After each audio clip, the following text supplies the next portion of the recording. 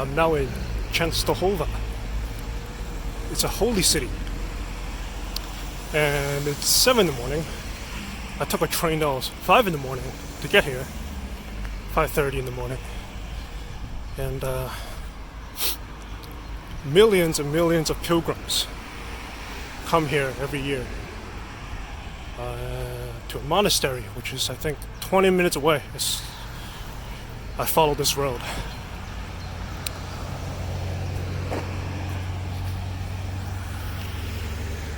One of the pilgrimages, among many that are made here, apparently starts in the middle of Warsaw, near their old town, and people walk from that place all the way down here.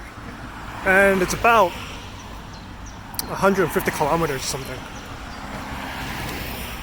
like that of walking. So after you finish this walk, you get a miracle and all that kind of great stuff. Hopefully being here at 7 in the morning means that the pilgrims are still asleep, or other tourists are still asleep, because this monastery gets packed. There's a very famous relic there that everybody goes to see.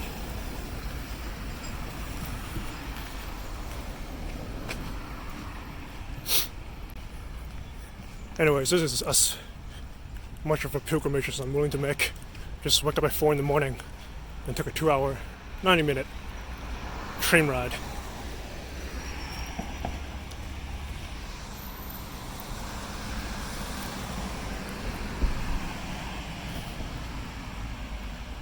Another kind of confusing thing is that I think this place is 2 train stations.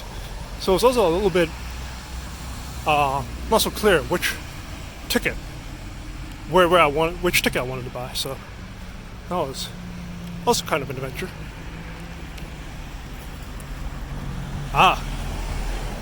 We can see in the distance. That's where we want to go. That spire. That's the monastery.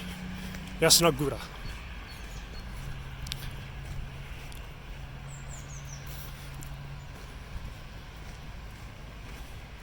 Good thing it's not that far from the train station.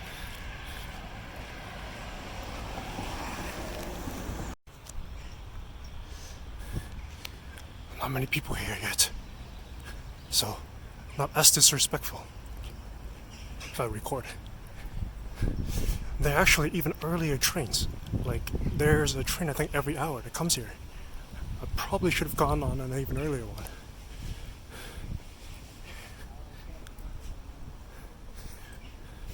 I knew Jasna Góra was on a hill, and it was a little confusing because all along the walk from the train station was flat. But sort of near the end, there was an incline, very slight incline actually.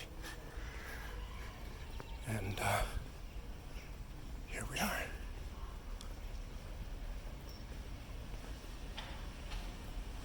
Jasna Góra.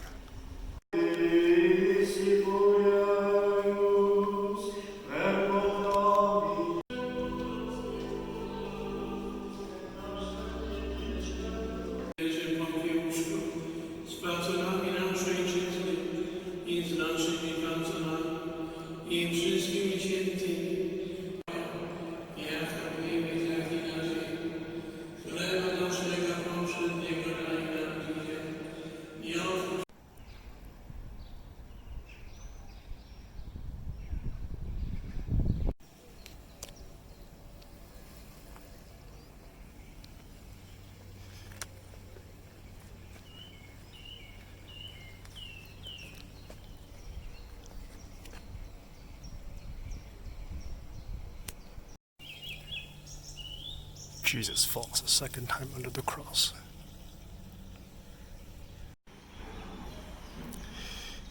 Today, Jasna Góra is just a church, but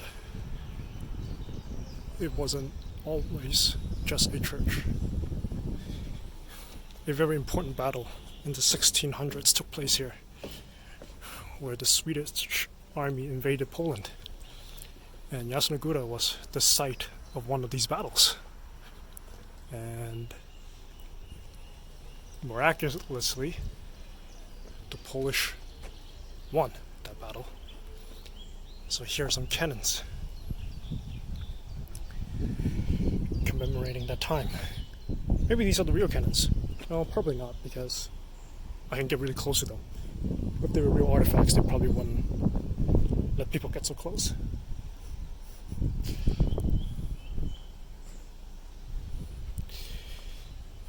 There's no inscription on this one, but this is Jesus being taunted by the Roman guards when he was captured.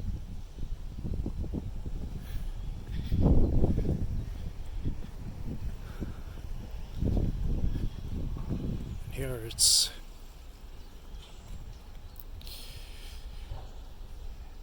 I actually don't know what that says.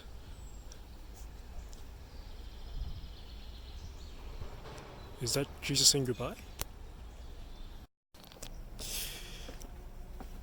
It's always a little awkward to record inside churches, but even more so in this one.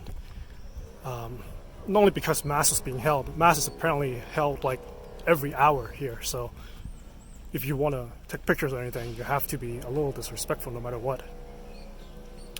But near the picture of the Black Madonna, which is the big relic here,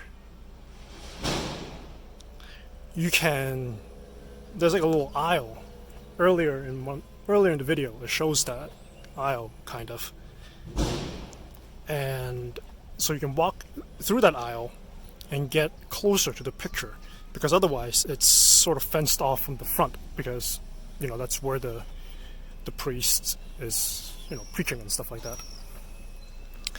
And to go through that aisle, people would get on their knees as they enter the chapel, and I don't know what the word for this is. They're not really crawling, but they're just on their knees walking through that passage. So there's Jesus on the cross. And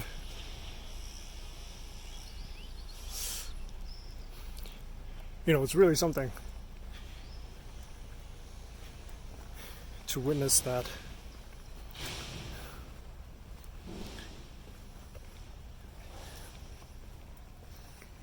And in front of the passage, and I don't think I caught this, but there's a sign that says no flash. So you're allowed to take pictures, but you just cannot flash. But it's like, how can you take pictures when people are practicing their religion very seriously here? Because I guess if you're a pilgrim, by definition, you're very serious about your religion. But I got the courage to take a photo or two because I saw a Polish person do it.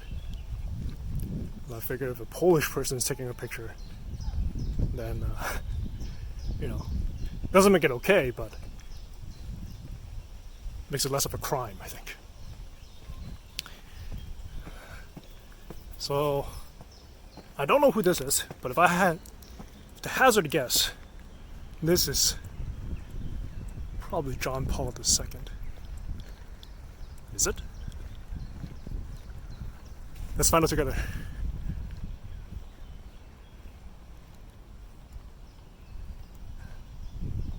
Sure looks like him.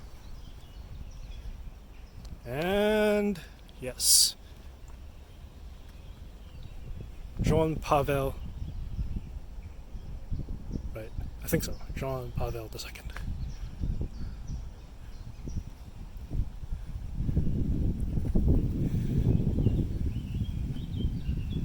Yep, there's isn't it right there.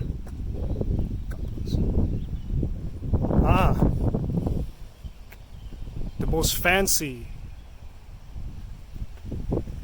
little this enclave thing. Of course. When Jesus is taken down the cross.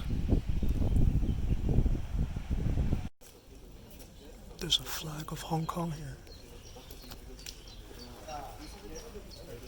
And it's super close to the entrance.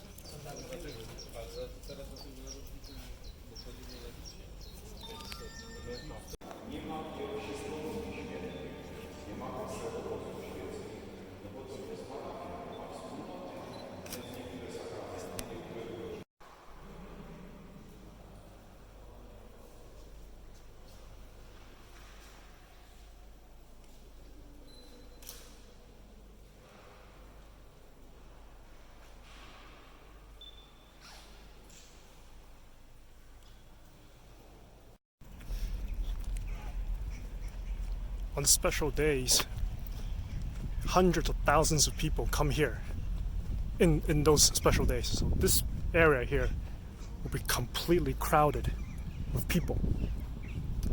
And of course, here's the miraculous lady icon. It's impossible to fit hundreds of thousands of people in that chapel. So there are copies in the church, and I guess this is another one, so that people can pray to the icon.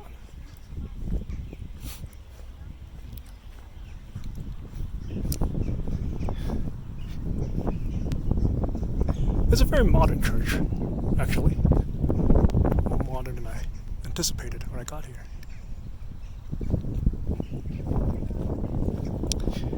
I also end up spending 2 more hours than I planned at this place because usually you have to arrange for it ahead of time for a guided tour, but the one at 9:30 had so little people they were able to accommodate me.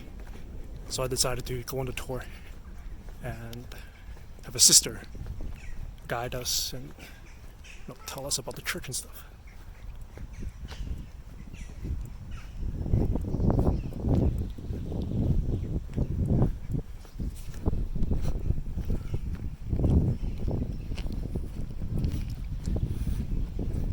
And I got to, hear a lot of stories not only about the church but about sort of Polish heritage around the world. So that's always neat. And here, directly from the church, is this huge main street. And during pilgrimage days, pilgrims walk up the street. There'll be singing, there'll be banners, it'll be very festive.